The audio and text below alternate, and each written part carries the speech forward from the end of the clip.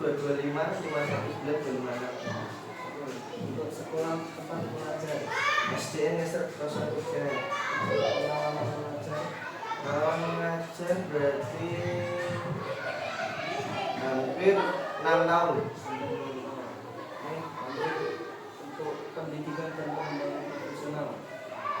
Yang pertama, apa latar belakang pendidikan Anda? Kalau saya dulu di PGRI, Ugris, sama kayak gimana. Kedua, apakah Anda memiliki sertifikat atau kualifikasi khusus dalam bidang pengajaran tertentu? Baru dapat kemarin dari UNOS menunggu panggilan untuk PPG sama PPG. Oke, baik. Selanjutnya, pendekatan pengajaran. Yang pertama, bagaimana Anda mengidentifikasi gaya pengajaran Anda? Kalau gaya belajar dan gaya mengajar itu tuh sebenarnya bisa disesuaikan di lapangan. Misal kayak anak kelas 1 kita kan harus menerapkan dia kan tentang disiplin dulu. Disiplin kan dalam arti dia harus bisa berbaris terlebih dahulu, terus taat kepada perintah kita, terus yang diajarkan pertama itu harusnya apa ya, pertama yang harus dia kan dari TK itu yang pertama berarti harus dilatih gerak lokomotor, manipulatif, nah itu harus dilatih terlebih dahulu. Jadi intinya menyesuaikan di lapangannya nanti seperti apa. Contoh misal kayak SD kan seperti itu harus dasarnya dulu, SMP nanti boleh ada peningkatan dan SMA nanti ada peningkatan. Baik. Yang kedua, apa strategi Anda yang Anda terapkan untuk memastikan bahwa setiap siswa memahami materi pelajaran? Nah itu penting sekali. Pertama, kayak seperti tadi yang tak bilang. Jadi kita tuh kalau ngajar, misal anak-anak kelas 1 ini, dia kan harus patuh terhadap kita dulu. Terus nanti kan kita bisa ya bisa menyesuaikan, bisa memberikan materi yang akan kita sampaikan itu tercapai. Kayak misalnya juga motor itu contohnya seperti apa toh ya berjalan, melangkah, melompat seperti itu. Ya seperti itu. Oke. Sekarang yang ketiga, bagaimana Anda menyesuaikan pendekatan pengajaran Anda untuk siswa dengan gaya belajar yang berbeda? Kalau gaya belajar yang berbeda berarti disesuaikan lalu anak merdeka gitu. Enggak apa-apa.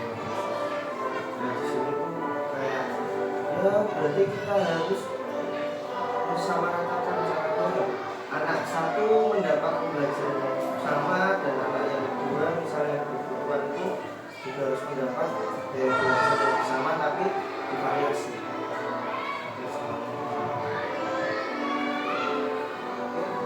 Pertanyaan selanjutnya tentang kolaborasi dan komunikasi. Yang pertama, bagaimana Anda berkolaborasi dengan guru atau staf sekolah?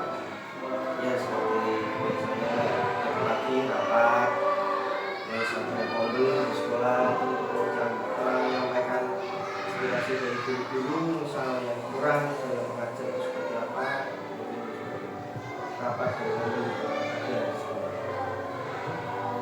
Bagaimana Anda menangani konflik atau tantangan komunikasi dengan orang tua atau teman?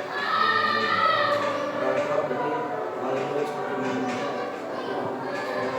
Alhamdulillah selama aku mengajar ya belum ada sih, tapi kalau untuk menjaga atau antisipasi yo kita harus mengajar sesuai porsinya. Misal porsinya anak itu belum boleh kelas 6 misalnya, kelas 6 belum boleh diwajibkan untuk kalau depan misal badannya kalau gemuk atau apa lah itu kan nanti bisa menjadi cedera karena nah kita antisipasinya dengan matras itu corongnya diundangkan lah ditinggikan terus dia biar bisa mengikuti sendiri jadi biar tidak ada konflik dan salah paham soal mata pelajaran yang diajarkan. Pertama kan olahraga itu penting bilang nggak penting tapi memang penting. Soalnya kan buat anak sendiri kayaknya dipikir 5 hari lah, sehingga 5 hari kerja. Senin, Selasa, Rabu, Kamis, Jumat itu full pelajaran kan ya anak jenuh. Harusnya ada satu untuk refleksi. Oke, baik, pertanyaan selanjutnya, bagaimana Anda menilai kemajuan siswa dalam kelas Anda? Kemajuan berarti siswa bisa menerapkan apa yang misal saya ajarkan. Saya menyuruh dia untuk push up, dia bisa berhasil dengan cara yang sempurna, kaki yang bagus, tangan yang bagus, biar dia mencapai mencapai targetnya dia sendiri. Baik, selanjutnya, apa tindakan Anda jika siswa mengalami kesulitan belajar? Jadi kalau kesulitan belajar seperti yang saya bilang tadi, materi ini jangan terlalu sulit, kan kita kan harus menyesuaikan di lapangan. Misalnya dulu kan PJKR kan katanya dulu harusnya cuma SMP sama SMA. Nah, materinya SD kan kurang, jadi belajar sendiri, cari sendiri. Ini kalau bisa mengajarkan misal volley, teknik dasarnya seperti apa, bolanya diganti dengan bola plastik supaya dia juga bisa mengenal volley itu seperti apa. Nah, sepak bola katakanlah semua bisa, tapi kan teknik-tekniknya kan harus diajarkan dari dia. Untuk selanjutnya, keterlibatan komunitas. Apakah Anda terlibat dalam kegiatan ekstrakurikuler atau kegiatan di luar jam sekolah? Di luar jam sekolah ya ekstrakurikuler ada sepak bola, terus itu tenis, terus volley. Selanjutnya, inovasi dalam pengajaran. Bagaimana Anda mengintegrasikan teknologi dalam pengajaran Anda? Nah, kalau dulu itu berarti LCD ngajar, sekiranya tidak ada buku panduannya, cari di Google tentang cara mengajarnya, cara belajarnya silat seperti apa, nanti dipaparkan di layar proyektor, dipaparkan loh, jadi dipaparkan sih caranya seperti apa, baru anak-anak keluar mempraktekkan. Pertanyaan selanjutnya, apakah Anda memiliki ide atau pembelajaran berbasis proyek atau proyek inovasi yang telah Anda terapkan dalam kelas? Ada. Kemarin itu membuat proyek memodifikasi permainan untuk anak yang berkebutuhan khusus. Jadi itu mengajarkan tentang kemarin volley dengan duduk. Jadi siswa-siswa melakukan volley dengan duduk, nanti dipasing bawah sampai pasing atas, jadi menciptakan permainan baru buat anak-anak yang misalkan kayak sakit atau apa gitu.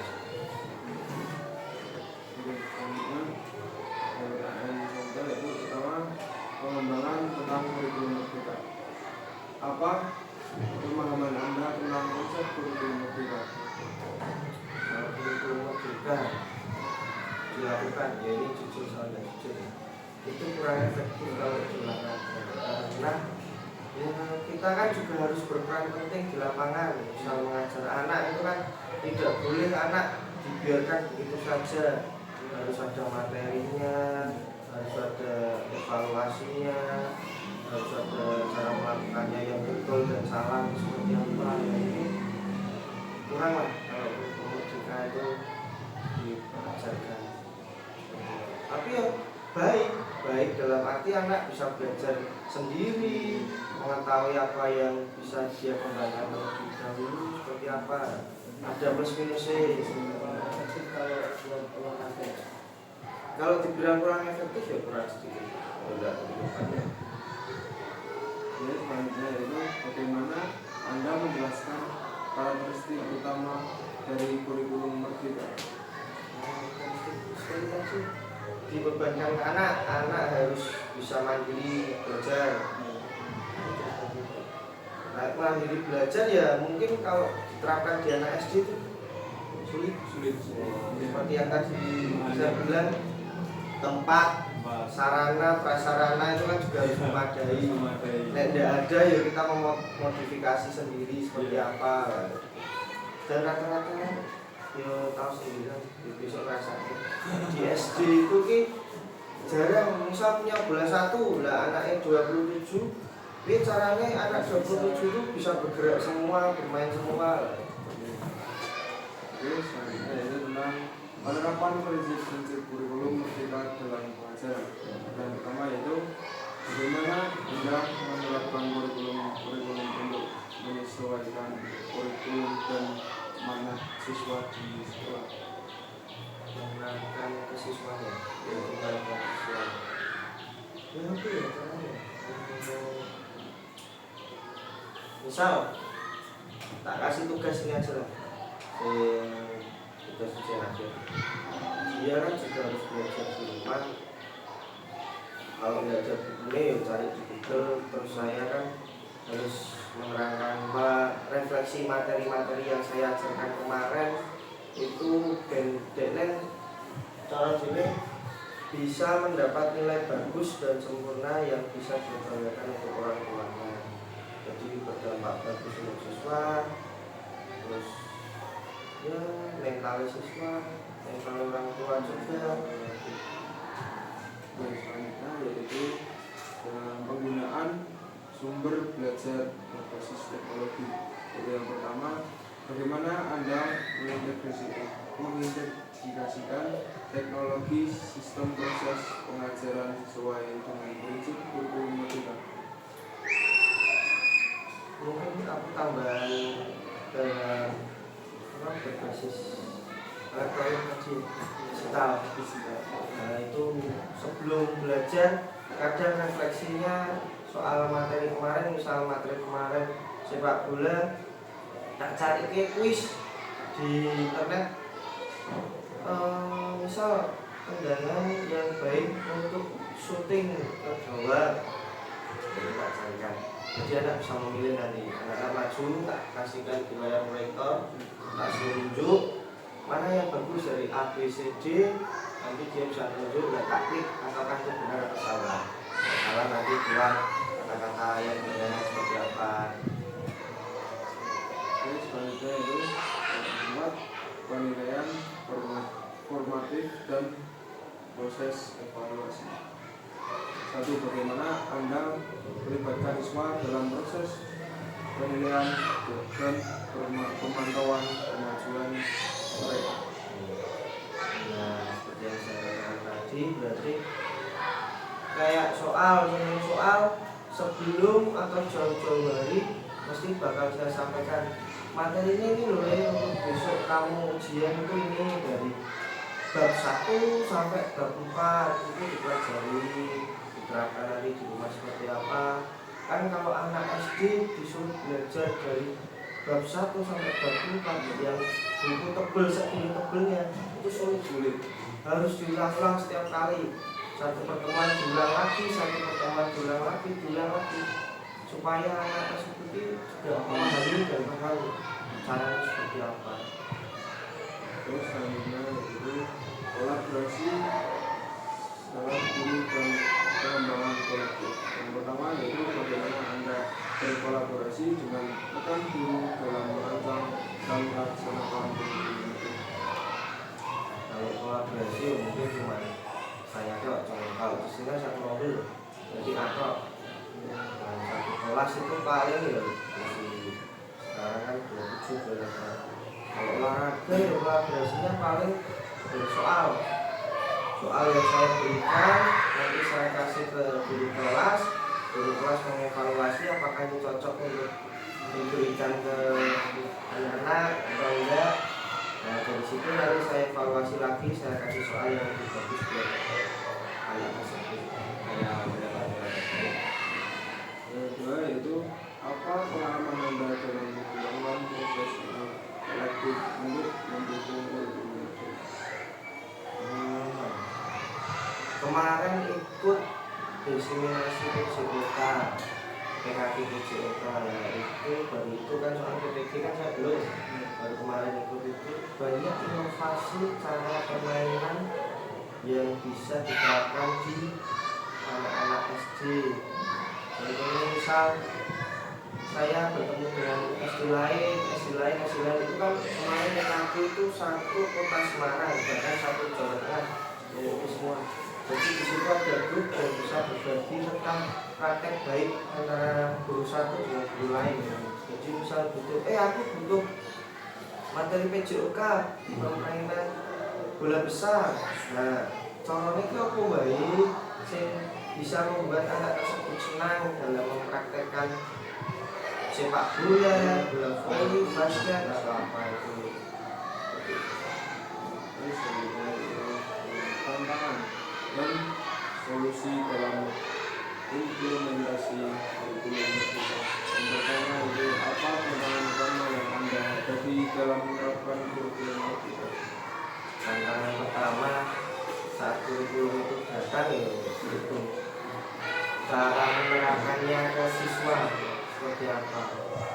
Kan siswa misal saya membandingkan dengan SD yang lain mendapat sarpras yang baik, bola voli memadai, alat ada, apapun ada, berolahraga. Tapi dengan di SD saya misal ini tidak ada bola, tidak ada tongkat buat memukul, itu semisal ya saya mungkin bisa pinjem sebentar terus buat anak sama dan percaya lagi, oh ini pasti, oh ini basket, oh ini sepak bola, ini bola voli, baling ini loh kan. Nah walaupun setelah ada cuman kan rusak lah atau gembes, tidak bisa cepat balik, padahal besok buat praktek. Tuh. Jadi ya suka dukanya kurikulum merdeka itu seperti itu. Jadi kaget pertama mereka sini pakai K13 bola bisa modifikasi sedemikian rupa, nggak bisa punya seperti apa-apa. Oke, selanjutnya ini tentang partisipasi siswa dan pengembangan karakter.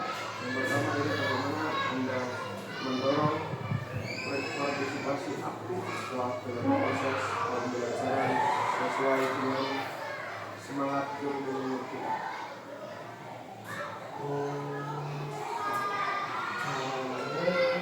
Ya membuat permainan yang menarik untuk pembelajaran. Jadi anak antusias, anak bisa mengikuti, anak bisa praktek, anak bisa senang dan bergerak. Itu yang pertama. Jadi ini tuh anak bergerak dan bisa sehat. Ya. Oke, yang terakhir yaitu tentang keterlibatan orang tua dalam kurikulum kita. Itu bagaimana Anda melibatkan orang tua dalam mendukung implementasi kurikulum kita? Kalau di sini caranya ya tugas di rumah, anak misal suruh kelas 1 kemarin itu, ayo praktek permainannya pemanasan. Nanti kalau orang tua di video, terus nanti bisa dikirimkan ke guru. Kalau dulu kan zaman saya itu tidak ada seperti itu. Kan mempraktekkan kurikulum merdeka biar bisa anak berkembang dan mandiri. Seperti itu tadi. Menyuruh anak dan melibatkan orang tua dalam belajar di rumah. Terima kasih atas bantuannya. Siap. Kita akhiri. Terima kasih.